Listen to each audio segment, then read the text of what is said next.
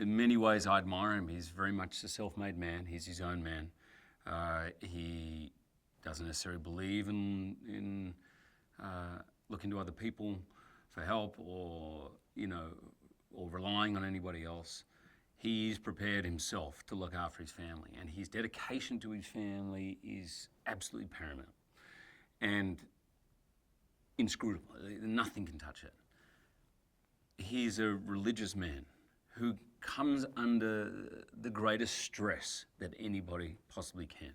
And I think the idea of this kind of character, who's very much used to being in control of himself and his life and has some secrets, some dark secrets, all of that being challenged in this cauldron of this really heightened story, to me was just a challenge, a different kind of character and a challenge that I had never been given before. The movie follows the story of two families whose children go missing on Thanksgiving, and really what happens to them and what happens in the search to find them.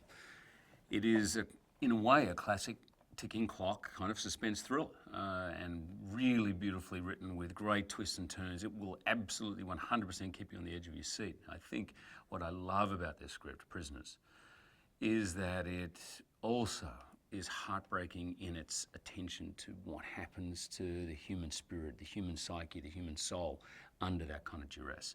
Not just the parents, the siblings, the detectives, the town itself. What happens in that situation. And we're kind of used to seeing it played out on TV.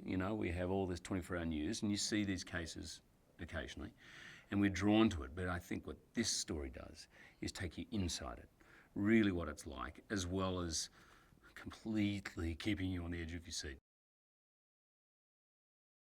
The frustration is massive. And for Keller, for my character, this starts immediately. What can I do? I need to do something. I need to do it now. How do we go? And yes, the police will placate you for a while. Let's do some searches. You can hand out flyers. You can help going around to neighbours.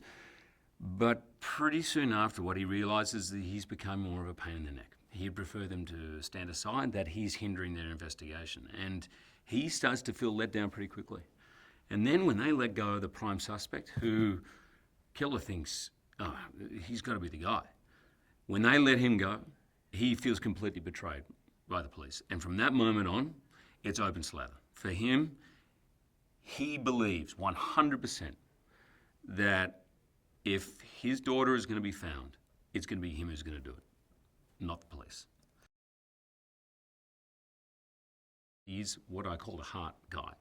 He's confident in his actors, he's confident in his story, he's confident every day on set we're going to get what we need. And that provides a space for people to create.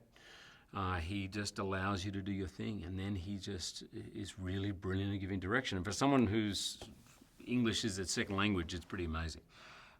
Everyone across the board loves working with him. He's very warm and friendly, always grateful. In these extremes, people don't behave politely.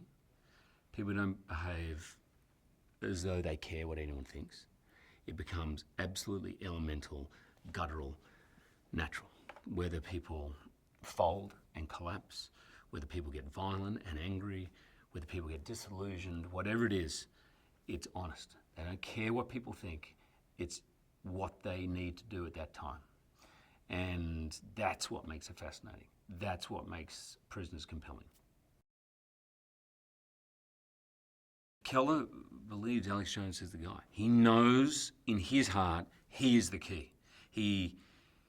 When he tackles him at the police station, he says something to him that unfortunately is not heard by anybody else, but he says it to him, and he knows 100% this guy's involved. He doesn't know how, he doesn't know exactly what way, he knows he's involved. So from that moment on, for him, that's an obsession. And the choice is clear. Either we get that information, either we find that out from him, or his kid is going to die. So it is not just vigilante, it's not just emotional. He feels it's rational, and I think even maddens him even more. I've always been a fan of his, and to work with him is a great joy, and it has proved to be that and then some. He's someone who does not leave a stone unturned.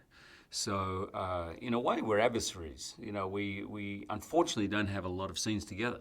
The ones we do have are key and are really fantastic. And when it came to shooting those, it was a greater tennis matches I've ever had acting-wise. You know, incredibly generous actor, gives a lot, throws things up. It's very alive and very playful. And there's ad-libbing that goes on, and I found it very exciting working with him. He's very passionate, does a lot of work, and he loves what he does, you know, and that combination of things is really exciting to work with.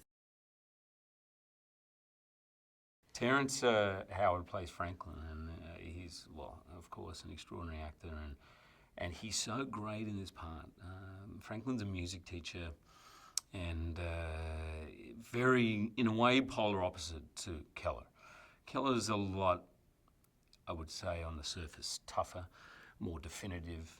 He knows the plan of action and he's happy to stick to it. And Franklin is a little more emotional, more sensitive, a little more questioning and wondering if they're doing the right thing. He plays, in a way, the moral kind of guide in that relationship.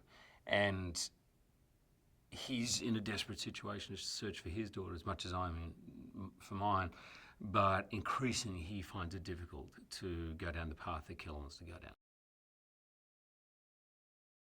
The movie is cathartic. It is very suspenseful. It's an edge-of-your-seat kind of entertainment in that way. I love those types of movies. I love a great thriller. I love to be on tenterhooks the whole time. But I think what this movie gives you, in a way, is it's not unbelievable what is happening. So you are on the edge of your seat. You are sort of riding that roller coaster, and yet emotionally you are completely, you can have your heart ripped out by the situation because it's very real and very visceral.